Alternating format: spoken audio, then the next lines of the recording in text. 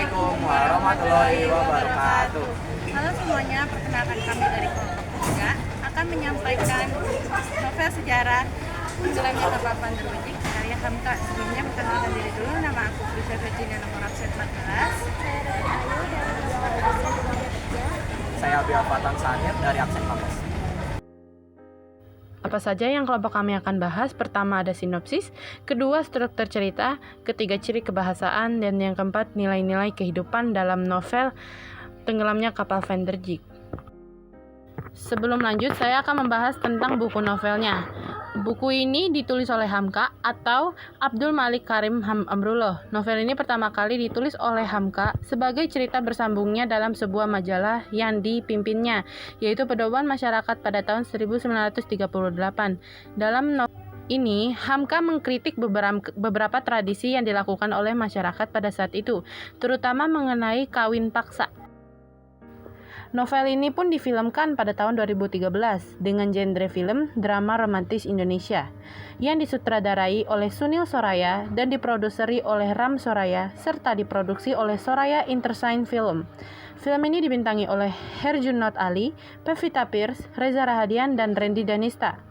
Dengan biaya produksi yang tinggi, Tenggelamnya Kapal Van der Wijk ini menjadi film termahal yang pernah diproduksi oleh Soraya Entertainment Film.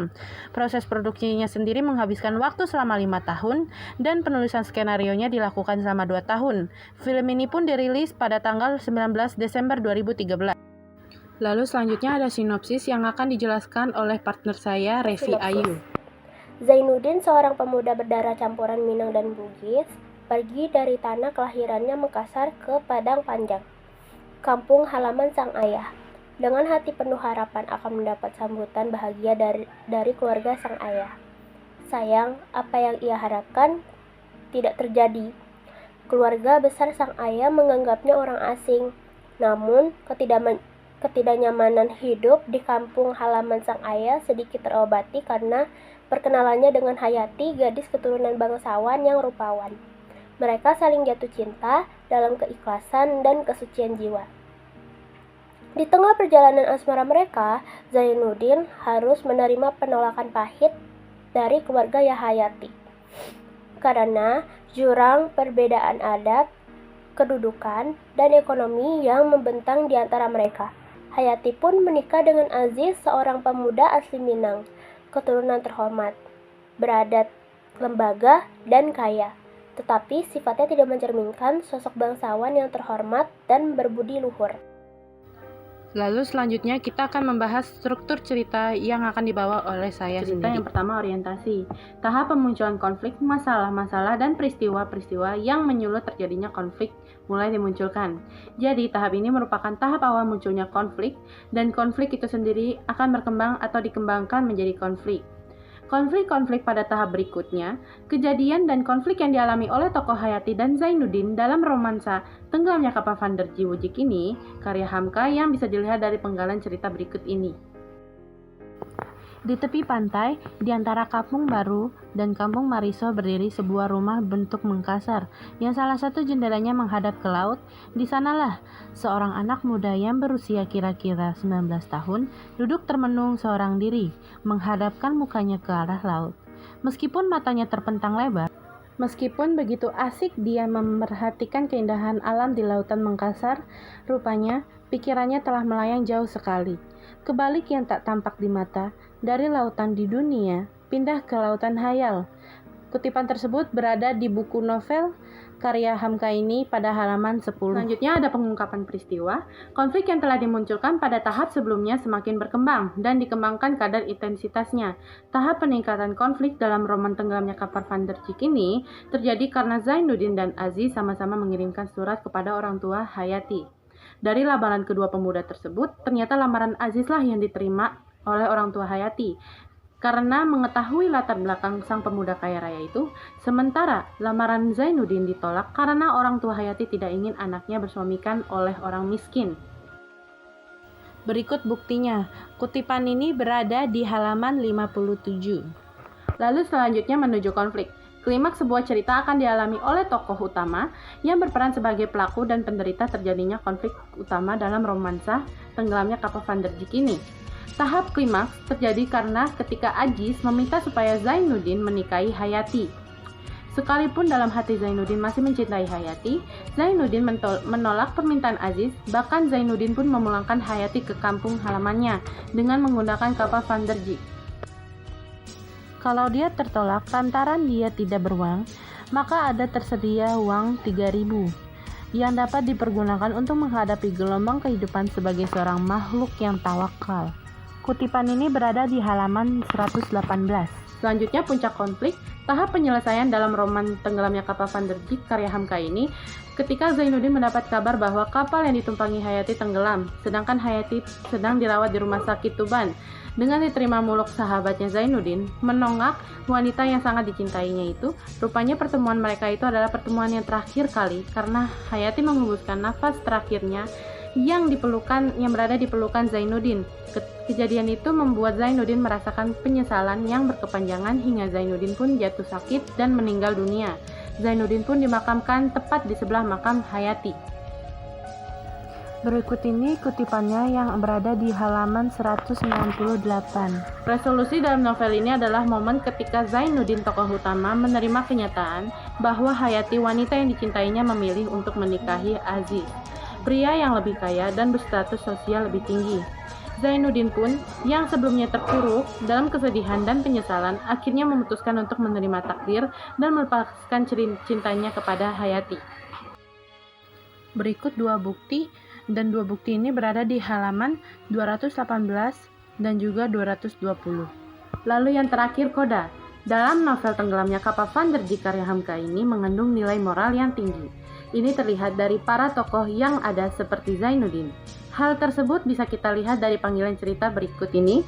Demikian penghabisan kehidupan orang besar itu, seorang antara pembina yang menegakkan batu pertama dari kemuliaan bangsanya, yang hidup didesak dan dilamun cinta, sampai mati pun penuh dengan cinta.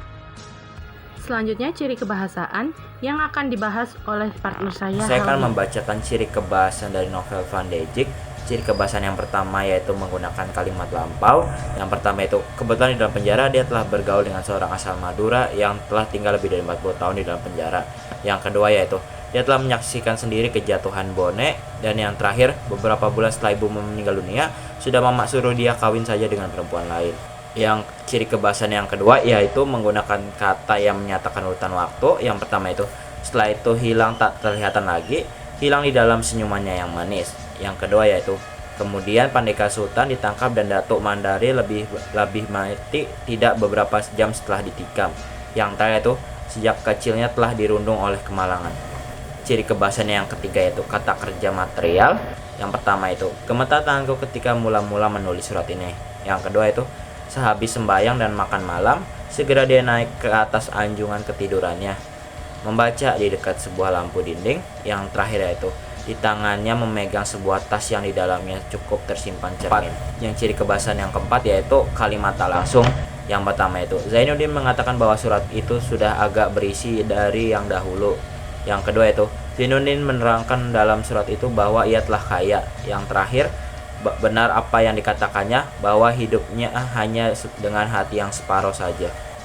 Ciri kebahasaan yang kelima yaitu menggunakan kata kerja mental. Yang pertama itu, tak ubahnya kedatangannya ke Minangkabau bagi para musafir yang mengharapkan minuman dan melihat air di padang pasir.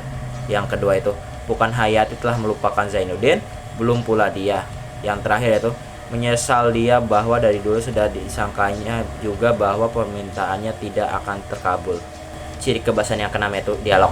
Lebih baik kita tinggal bersahabat saja. Kita bersahabat dan kita bercinta, Hayati, karena kalau kau tak cinta kepada aku, artinya kau bukan bersahabat. Habisi sajalah hingga ini, Tuan. Oh, jadi kau telah mengambil keputusan yang tepat.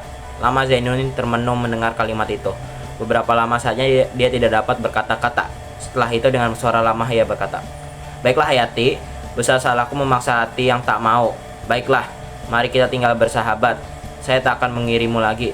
Pulanglah ke rumah, tidak ada keizinan Tuhan atas pertemuan dua orang muda yang sebagai kita ini kalau memang tak ada keperluan." Ciri kebahasaan yang terakhir yaitu kata sifat. Yang pertama itu, Minangkabau telah lain dalam pemandangannya, sekarang telah ramai, telah mengalirkan pengharapan yang baru dalam hidupnya. Yang kedua itu, tapi setelah wajahmu yang muram itu, mata yang selalu membayangkan kesedihan. Yang terakhir yaitu, saya ini seorang gadis yang lemah, hati yang tak kuat, tak sanggup menanggung kedukan dan kepedihan lebih dari mestinya. Lalu yang terakhir, nilai-nilai kehidupan yang akan dijelaskan oleh partner saya, Revi Ayu. Selanjutnya, ada nilai-nilai kehidupan. Yang pertama, nilai kehidupan agama. Novel ini sangat menjunjung tinggi nilai keagamaan. Zainuddin, tokoh utama dari novel ini, adalah seorang menyandarkan dirinya kepada Allah. Terbukti bahwa dalam novel ini ada kutipan, balasnya hanya satu, bacakan surat Yasin tiap-tiap malam Jumat kalau mama meninggal dunia pula. Kutipan ini diucapkan Zainuddin ketika dirinya telah menjadi yatim piatu dan diasuh oleh Mak Baseh. Tidak meminta hadiah berupa apapun melainkan doa dan dibacakan surat Yasin tiap malam Jumat sebagai bentuk rasa terima kasihnya. Yang kedua, nilai kehidupan moral.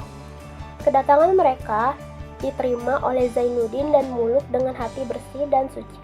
Penerimaan sahabat kepada sahabatnya, rumahnya tidak ada mempunyai kamar buat tetamu, cukup luas dan sederhana, apalagi sempit dan luas rumah bukan bergantung kepada rumah, tetapi bergantung kepada kesenangan hati yang mempunyai. Yang ketiga, nilai kehidupan sosial. Tenggelamnya kapal Van der Wijk tidak hanya tentang kasih sayang dua kekasih, tetapi juga tentang bagaimana menghadapi keadaan yang tidak memihak, di mana keinginan hati harus dipadamkan atas nama adat, dan bagaimana seseorang mencoba untuk membawakannya. Mereka yang sering menggunakan adat dan agama sebagai alasan untuk kepentingan materi mereka. Padahal karya sastra harus mampu mengkritisi ketimpangan sosial, bahkan hal-hal yang sudah tidak ideal lagi. Yang keempat, nilai kehidupan budaya. Kutipan ini memiliki pengaruh budaya yang kuat. Tak dapat Zainuddin mengatakan dia orang Padang. Tak kuasa lidahnya menyebutkan dia orang Minangkabau.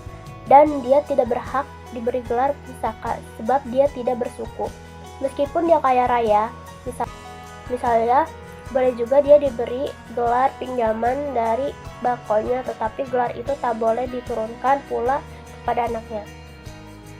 Melekatnya gelar itu pun pasti membayar hutang kepada negeri. Sembelihkan kerbau dan sapi, panggil ninik mama, dan alim ulama himbaukan di labuh nan golong di pasar nan ramai. Kelompok kami kurang lebihnya mohon maaf. Terima kasih. Wassalamualaikum warahmatullahi wabarakatuh.